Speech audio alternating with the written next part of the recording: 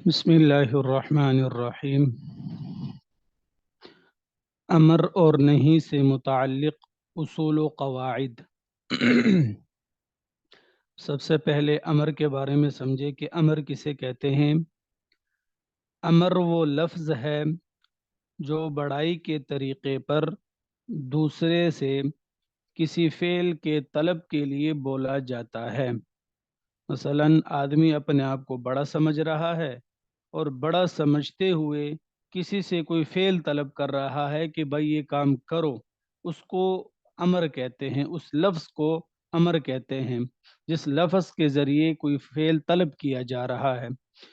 مثلا اقیم الصلاۃ وآتوا الزکوٰۃ، اب اللہ رب العزت کا حکم ہے، اللہ رب العزت چونکہ بڑے ہیں تو فرمایا اقیم الصلاۃ، نماز قائم کرو، یہ حکم ہے، امر ہے۔ وآتوا الزکوٰۃ، اور زکوٰۃ ادا کرو، یہ بھی حکم ہے، امر دیا اللہ رب العزت نے۔ تو یہاں پر اقیمو یہ بھی امر ہے، آتو یہ بھی امر ہے، کیونکہ یہ ایسے الفاظ ہے کہ اس کے ذریعے، اقیمو کے ذریعے صلاۃ والا فعل طلب کیا جا رہا ہے، نماز والا فعل طلب کیا جا رہا ہے، اور آتو کے ذریعے زکوٰۃ والا فعل طلب کیا جا رہا ہے۔ آگے اس امر کے کچھ احکامات ہیں۔ سب سے پہلا حکم کہ جس فعل کو طلب کیا گیا ہے، یعنی معمور بھی، جس کو بھی طلب کیا جائے گا اس کو معمور بھی کہیں گے۔ جس فعل کو طلب کیا گیا ہے یعنی معمور بھی، وہ واجب ہوتا ہے، الا یہ کہ کوئی قرینہ موجود ہو جس سے معلوم ہو کہ وجوب مراد نہیں ہے بلکہ ندب و استحباب یا اباحت مراد ہے۔ مطلب کہ اصلاً تو امر وجوب کے لیے آتا ہے کہ جو فعل طلب کیا جا رہا ہے وہ فعل واجب ہوگا، لیکن بسا اوقات کسی قرینہ کی وجہ سے، حالات کی وجہ سے معلوم ہو رہا ہوگا یہاں پر مراد وجوب نہیں ہے بلکہ استحباب مراد ہے، بس کر لو تو ثواب ہے، نہ کرو تو کوئی گناہ نہیں ہے۔ مثلا اقیم الصلاۃ وآتوا الزکوٰۃ، اب اس سے نماز پڑھنے اور زکوٰۃ ادا کرنے کی فرضیت معلوم ہوئی۔ اور قرآن مجید کی ایک اور آیت فَإِذَا قُضِيَتِ الصَّلَاةُ فَانتَشِرُوا فِي الْأَرْضِ وَابْتَغُوا مِن فَضْلِ اللَّهِ، اس کا مطلب یہ ہے پھر جب پوری ہو چکے جمعے کی نماز تو پھیل جاؤ زمین میں اور تلاش کرو اللہ کا فضل۔ اس آیت میں زمین میں پھیل جانے اور اللہ کا فضل تلاش کرنے کا امر اباحت کے لیے ہے، یہاں پر واجب نہیں ہے کہ جو بھی نماز پڑھ لے اب ان کو چاہیے کہ بس وہ پھیل جائے اور وہ روزی کی تلاش میں لگ جائے، ضروری نہیں ہے، کیونکہ اس پر یہ قرینہ موجود ہے کہ رسول اللہ صلی اللہ علیہ وسلم کے دور میں صحابہ رضی اللہ عنہم میں سے بعض حضرات جمعہ کی نماز کے بعد کھانا کھاتے تھے اور قیلولہ کرتے تھے۔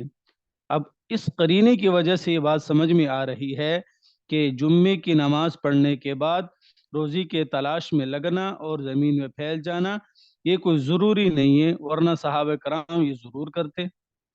دوسرا حکم، امر معمور بھی کے تکرار کا تقاضا نہیں کرتا۔ مثلا کسی کو حکم دیا کہ کرسی اس جگہ رکھ دو، اب یہ حکم ہے کہ بھئی کرسی اس جگہ رکھ دو، حکم دیا، امر کیا، تو یہ حکم ایک دفعہ کے لیے سمجھا جاتا ہے، یہ نہیں سمجھا جاتا کہ جب بھی کرسی کو اس جگہ سے ہٹا ہوا پائے تو اس کو اس جگہ پر رکھے، کیونکہ یہ جو امر ہوتا ہے یہ تکرار کا تقاضا نہیں کرتا، بار بار کرنے کا تقاضا نہیں کرتا۔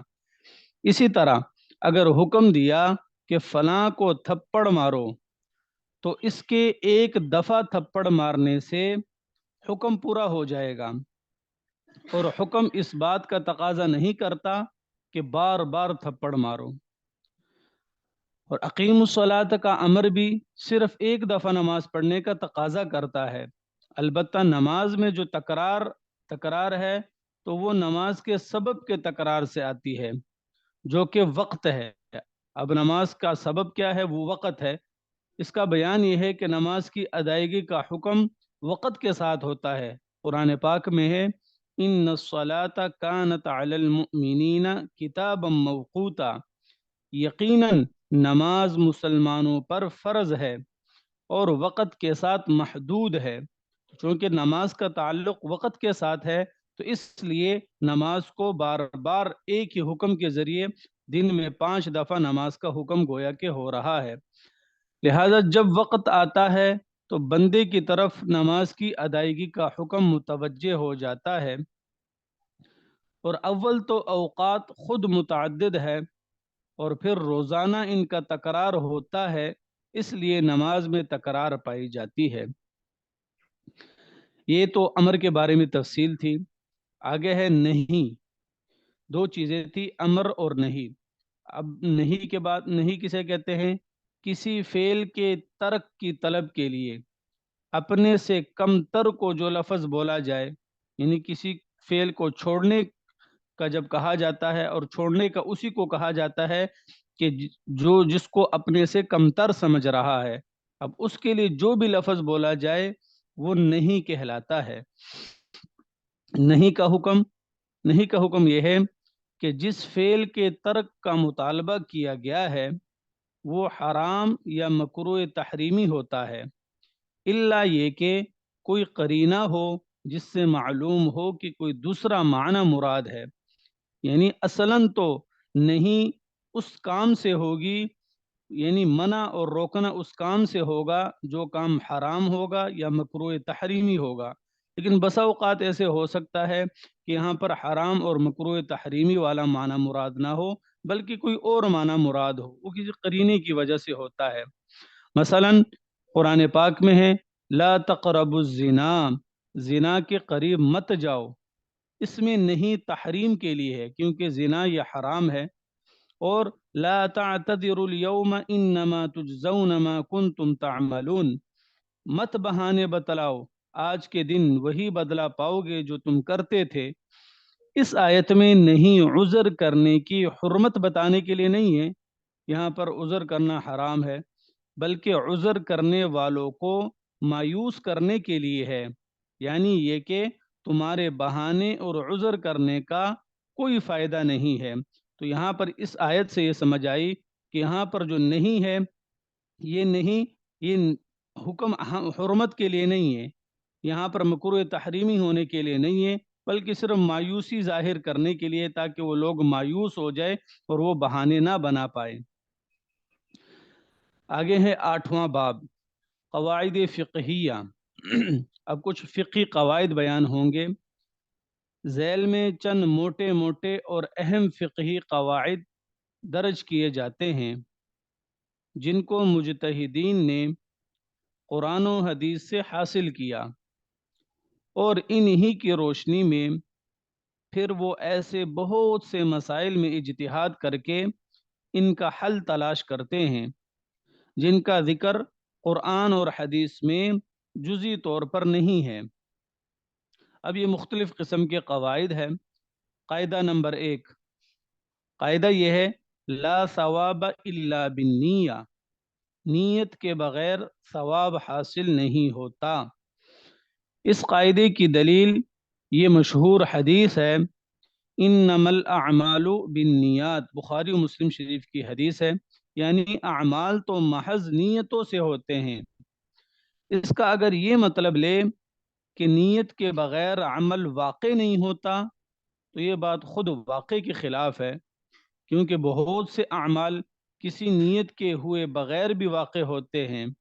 لہٰذا عبارت میں مضاف کو فرض ماننا ہوگا، یعنی یہاں پر کوئی لفظ ماننا ہوگا ہمیں تاکہ حدیث مکمل ہو اور اس کا معنی مکمل طور پر سمجھ میں آئے، اور عبارت در اصل یوں بنے گی انما حکم الاعمال بالنیات، اعمال کے حکم کا دار و مدار نیت پر ہے، اور چونکہ حکم کے اخروی ہونے پر اجماع ہے، اب حکم کیا ہے؟ وہ ثواب ہے، اب وہ تو آخرت میں ہوگا، ثواب کا معاملہ تو آخرت میں ہے، لہذا حاصل یہ ہوا انما ثواب الاعمال بالنیات، اعمال کا ثواب محض نیتوں سے ہوتا ہے۔ کسی برے کام کو محض نہ کرنے سے ثواب نہیں ملتا۔ مثلا نماز کے دوران آدمی بہت سے گناہوں، مثلا زنا، غیبت، چوری وغیرہ سے رکا ہوا ہوتا ہے۔ اب اس پر ثواب نہیں ملتا کہ وہ وہاں پر زنا سے بچا ہوا ہے، غیبت سے بچا ہوا ہے، چوری سے بچا ہوا ہے، اس پر ثواب نہیں ملتا۔ البتہ جب کسی گناہ کا داعیہ موجود ہو اور اس کو کرنے پر قدرت بھی ہو، پھر اس گناہ کے کام سے اپنے نفس کو روکے تو اس پر ثواب ملتا ہے، کیونکہ نفس کو روکنا بھی ایک عمل ہے۔ تو یہاں پر چونکہ گناہ کا داعیہ موجود تھا، قدرت موجود تھی، اب اس نے اپنے نفس کو روکا تو اس نفس کے روکنے پر اس کو ثواب ملے گا۔ یہ پہلا قاعدہ تھا۔ آگے ہے قاعدہ نمبر 2۔ قاعدہ نمبر 2 ہے الامور بمقاصدها، یعنی معاملات کا دار و مدار قصد و نیت پر ہے۔ اس قاعدے کی دلیل ایک تو یہی حدیث ہے انما الاعمال بالنیات، اعمال کے حکم کا دار و مدار نیتوں پر ہے، اور یہ آیت بھی اس قاعدے کی دلیل ہے ولا تعاونوا علی الاثم والعدوان، اور مت تعاون کرو گناہ اور سرکشی کے کاموں پر، کیونکہ جیسا کہ آگے مثال میں ہے کہ ذمی کے ہاتھ انگور کا رس بیچنا جائز ہے۔ ذمی کہتے ہیں جو مسلمانوں کے ملک میں رہ رہا ہو تو کافر، لیکن مسلمانوں کے ملک میں جزیہ دے کر، ٹیکس دے کر رہ رہا ہو، اس کو ذمی کہا جاتا ہے۔ تو ذمی کے ہاتھ انگور کا رس بیچنا جائز ہے، اگرچہ وہ اس کی شراب ہی بنا لے، لیکن اگر مسلمان بیچنے والا خود اس نیت سے بیچے کہ وہ اس سے شراب بنائے تو وہ گناہ کے کام میں مددگار بن گیا۔ ایک تو صرف ویسے ہی اس کی کوئی نیت نہیں تھی، بغیر نیت کے اس نے کیا کیا، انگور کا رس ذمی کو بیچ دیا، تو یہ تو جائز تھا۔ لیکن اس نے اگر اس میں یہ نیت کر لی کہ بھئی اس لیے بیچ رہا ہوں تاکہ یہ ذمی اس سے شراب بنا لے، تو اس کا یہ بیچنا یہ حرام ہو جائے گا، اس کے لیے گناہ کا کام ہوگا، کیونکہ وہ گناہ کے کام میں وہ ذمی کا مددگار بن گیا۔ تو مددگار بننے نہ بننے کا مدار نیت پر ہوا۔ آیت میں بتا دیا کہ نیت خراب کر کے گناہ کے کام میں مددگار نہ بنو۔ اس قاعدے سے حاصل ہونے والے چند مسائل یہ ہے۔ پہلا مسئلہ کہ کسی ذمی کے ہاتھ انگور کا رس فروخت کیا جو اس سے شراب بناتا ہے، اگر فروخت کرنے میں محض تجارت کی غرض ہو تو یہ فروخت جائز ہے۔ یعنی ایک مسلمان آدمی کسی ذمی کو انگور کا رس بیچ رہا ہے، اب اس کا مقصد صرف تجارت کرنا ہے کہ بھئی میں نے انگور کا رس بیچنا ہے، تو اگر تو صرف محض اس کی تجارت کی نیت ہے تو یہ تو فروخت جائز ہے، کیونکہ ذمی کے لیے شراب کی کشید یعنی شراب نکالنا، بنانا اور اس کے استعمال کی شرعاً اجازت ہے۔ اور اگر فروخت کرتے ہوئے مسلمان فروخت کنندہ کی یہ نیت ہو کہ ذمی اس کی شراب ہی بنائے تو اس نیت کے ساتھ فروخت کرنا حرام ہوگا، کیونکہ اس کا مقصد ہی یہ ہے کہ بھئی یہ اس سے شراب بنے، اور شراب بنانا حرام ہے۔ دوسرا مسئلہ، ایک مسلمان دوسرے سے محض اتفاق سے بڑی مدت تک نہیں ملتا تو یہ کچھ حرج نہیں ہے، لیکن قطع تعلقی کی نیت سے مسلمان کو 3 دن سے زیادہ تک چھوڑے رکھنا یہ ناجائز ہے۔ تو محض ایک نیت کی وجہ سے بہت سا فرق پڑ گیا، کیونکہ اس کی نیت یہ تھی کہ بھئی اس کے ساتھ بولنا ہی نہیں، قطع تعلقی ہوگی، اور ایک تو ہے کہ محض اتفاق سے ملا ہی نہیں ہے، تو لہٰذا اس میں تو کوئی حرج نہیں ہے۔ تیسرا مسئلہ، نماز میں الحمدللہ کہا، محض ذکر کے طور پر کہا تو کچھ حرج نہیں ہے، اور اگر کسی کی خوشخبری سنانے پر کہا تو اب یہ باہمی بات چیت کی صورت بن گئی اور اس سے نماز ٹوٹ جاتی ہے۔ مثلا اگر کسی نے خوشخبری دی اور یہ آدمی نماز میں تھا، اب خوشخبری سننے پر اس نے کہا الحمدللہ، تو یہ بات چیت کی صورت بن گئی، تو اس سے نماز ٹوٹ جائے گی۔ ویسے کسی نے خوشخبری نہیں دی تھی، نماز میں کھڑا تھا، نماز میں کھڑے کھڑے اس نے الحمدللہ کہہ دیا، تو اس سے نماز پر کوئی فرق نہیں پڑتا۔ تیسرا قاعدہ ہے الیقین لا یزول بالشک، کہ شک سے یقین زائل نہیں ہوتا۔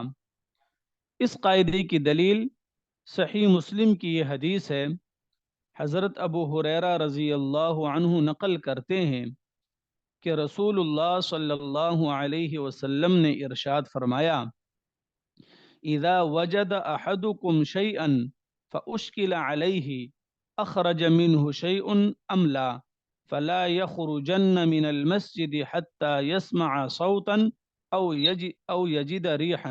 یہ مسلم شریف کی حدیث ہے۔ مطلب اس حدیث کا یہ ہے کہ جب تم میں سے کوئی اپنے پیٹ میں حرکت سی پائے اور شبہ پڑ جائے کہ ہوا خارج ہوئی ہے یا نہیں، تو یہاں تک کہ اس کو ہوا نکلنے کا یقین نہ ہو جائے، جس کی صورت یہ بھی ہو کہ وہ ہوا نکلنے کی آواز سنے یا اس کی بو محسوس کرے، مسجد سے نہ نکلے۔ اب اس سے متعلق بہت سے مسائل ہیں۔ پہلا مسئلہ ہے کہ مسلمانوں نے ایک قلعہ فتح کیا، اہل قلعہ میں ایک ذمہ کا ہونا یقینی ہے، لیکن اس کی کسی کو شناخت نہیں ہے، تو قلعہ والوں کو قتل کرنا جائز نہیں ہے، کیونکہ باقی تو چلو کافر ہے، لیکن ہو سکتا ہے کہ ان میں سے کوئی ایک ذمہ بھی ہو۔ تو یہاں پر چونکہ ذمہ کا قتل، کیونکہ مسلمانوں کے لیے ذمہ کو قتل کرنا جائز نہیں ہے، لہٰذا اب یہاں پر چونکہ شناخت نہیں ہو سکتی، یہاں پر بھی یہ صحیح کریں گے، ذمہ کو قتل نہیں کریں گے۔ مسئلہ، ایک شخص کو وضو کرنا تو یاد ہے، لیکن اس کے بعد وضو ٹوٹنے کے بارے میں شک ہے، تو اس کو باوضو سمجھا جائے گا۔ کیوں؟ اس لیے کہ قاعدہ ہے کہ شک سے یقین زائل نہیں ہوتا۔ اس کو ٹھیک ہے، یاد تو ہے کہ میں نے وضو کیا ہے، لیکن ٹوٹا یا نہیں ٹوٹا اس میں شک ہے، تو شک کی وجہ سے ہم یقین کو زائل نہیں کریں گے، اس کو باوضو سمجھا جائے گا۔ اور جس کو وضو ٹوٹنا تو اچھی طرح یاد ہے، لیکن اس کے بعد وضو کیا یا نہیں اس میں شک ہے، تو اس کو بے وضو سمجھا جائے گا، کیونکہ اس کا وضو ٹوٹنا یقینی ہے اور وضو دوبارہ کرنا اس میں شک ہے، لہٰذا اس کو بے وضو سمجھا جائے گا اور وہ دوبارہ وضو کرے گا۔ اگلا مسئلہ ہے کہ کسی کو شک ہے کہ میں نے ظہر کی نماز پڑھی ہے یا نہیں پڑھی، تو اس کو اختیار کیا جائے گا کہ اس نے نہیں پڑھی، کیونکہ نہ پڑھنا تو یقینی ہے، اب پڑھنے کے بارے میں شک ہے کہ پڑھی ہے یا نہیں پڑھی، تو اس وجہ سے ہم یہ کہیں گے بھائی اس نے ظہر کی نماز نہیں پڑھی، لہٰذا دوبارہ ظہر کی نماز پڑھے۔ اگلا مسئلہ ہے، ایک عمل کرنے کے بارے میں یقین ہے لیکن شک ہے کہ مقدار کتنی تھی، تو تھوڑی مقدار پر محمول کیا جائے گا، کیونکہ وہ تو یقینی ہے اور زائد میں شک ہے، جبکہ زائد میں اصل عدم ہے، نہ ہونا ہے۔ مثلا اس کی مثال ایسے ہے کہ طواف کرتے ہوئے شک ہوا کہ نہ جانے یہ چھٹا چکر ہے یا ساتواں چکر ہے، تو اس کو چھٹا سمجھیں گے، کیونکہ 6 اور 7 میں سے تو 6 یقینی ہے، اب 7ویں میں شک ہے، تو اس وجہ سے شک کی وجہ سے یقین کو نہیں چھوڑیں گے، ہم یہ سمجھیں گے کہ اس کا 6واں چکر تھا بس۔ قاعدہ نمبر 4، المشقت تجلب التیسیر، مشقت آسانی کو لاتی ہے۔ اس کے دلائل یہ ہے، اس قاعدے کے پہلی دلیل یہ قرآن مجید کی آیت ہے، یرید اللہ بکم اليسر ولا یرید بکم العسر، اللہ ارادہ کرتے ہیں تمہارے ساتھ آسانی کا اور نہیں ارادہ کرتے تمہارے ساتھ تنگی کا۔ دوسری آیت، دوسری دلیل، وما جعل علیکم فی الدین من حرج، اور نہیں رکھی تم پر دین میں کچھ تنگی۔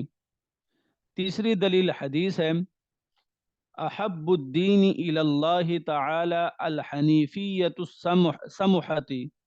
سمحت، یہ بخاری شریف کی حدیث ہے کہ اللہ تعالیٰ کو دین کے وہ کام زیادہ پسند ہے جن میں اخلاص ہو اور سہولت ہو۔ شریعت کی تمام تر رخصتیں اور تخفیفات اسی قاعدے کے تحت آتی ہے۔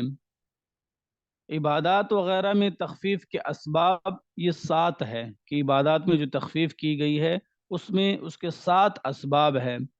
سفر ہے، مرض ہے، اکراہ یعنی زبردستی ہے، نسیان یعنی بھول ہے، لا علمی ہے، ابتلاء عام اور سختی ہے۔ اب اسی کے تحت کچھ مسائل ہے۔ سوئی کی نوک کے برابر پیشاب کی چھینٹیں معاف ہے کیونکہ یہ عبادات میں سے ہے۔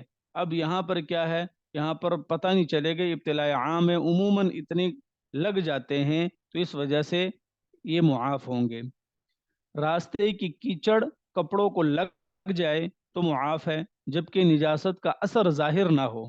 تو یہاں پر بھی چونکہ ابتلاء عام ہے، عموماً ایسے راستے پر جہاں پر کیچڑ ہو وہاں پر چلتے ہوئے کپڑوں پر کیچڑ کے چھینٹے پڑ جاتے ہیں تو اس وجہ سے وہ معاف ہوں گے۔ ہاں، اگر بالکل کپڑوں کے اوپر نجاست نظر آ رہی ہے، اس کا اثر نظر آ رہا ہے، پھر وہ اس کو دھونا ضروری ہوگا۔ مجتہد کا مشقت اور حرج کا اعتبار کر کے کسی تخفیف کا حکم لگانا صرف اسی صورت میں ممکن ہے جب اس بارے میں نص موجود نہ ہو، اور اگر نص موجود ہو تو پھر اس پر تخفیف کا حکم لگانا صحیح نہیں ہے، کیونکہ جب نص موجود ہے، یعنی قرآن کریم کی کوئی آیت ہے یا حدیث موجود ہے یا اس پر صحابہ کا اجماع موجود ہے تو پھر تو اس میں کوئی تخفیف نہیں کر سکتے۔ اگر کچھ بھی موجود نہیں ہے، کوئی شرعی دلیل موجود نہیں ہے، اس پر کوئی نص موجود نہیں ہے، تو پھر وہاں پر تخفیف کا حکم لگانا مجتہد کے لیے صحیح ہے۔ حدیث میں حرم مکہ کی گھاس کاٹنے سے منع کیا گیا۔ جو مکہ کے حدود حرم ہے وہاں کی جو گھاس ہے اس کے کاٹنے سے حدیث میں منع کیا گیا، اور صرف اذخر گھاس کو ممانعت سے مستثنیٰ کیا گیا کہ اذخر گھاس کو کاٹ سکتے ہیں۔ اب کسی مجتہد کے لیے یہ جائز نہیں کہ وہ اذخر کے علاوہ حرم مکہ کی اور گھاس میں مشقت و حرج کا اعتبار کر کے اس کو کاٹنے کی اجازت دے دے، کیونکہ اس کے بارے میں تو حدیث میں موجود ہے کہ نہیں کاٹ سکتے۔ اب مجتہد یہاں پر تخفیف کا حکم نہیں لگا سکتا۔ اگلا قاعدہ ہے قاعدہ نمبر 5، الضرر یزال، ضرر و نقصان کو دور کیا جائے گا۔ اس قاعدے کی دلیل نبی صلی اللہ علیہ وسلم کی حدیث ہے، لا ضرر ولا ضرار۔ مطلب یہ ہے کہ نہ تو ابتداءً بلا وجہ نقصان پہنچانا ہے اور نہ جزا میں واجب تاوان کے علاوہ کوئی اور نقصان پہنچانا ہے۔ اس کے تحت مسئلہ یہ ہے کہ ایک درخت کی شاخیں فروخت کی، خریدار جب شاخوں کو کاٹنے کے لیے درخت پر چڑھتا ہے تو پڑوسیوں کے گھروں میں اس کی نظر پڑتی ہے۔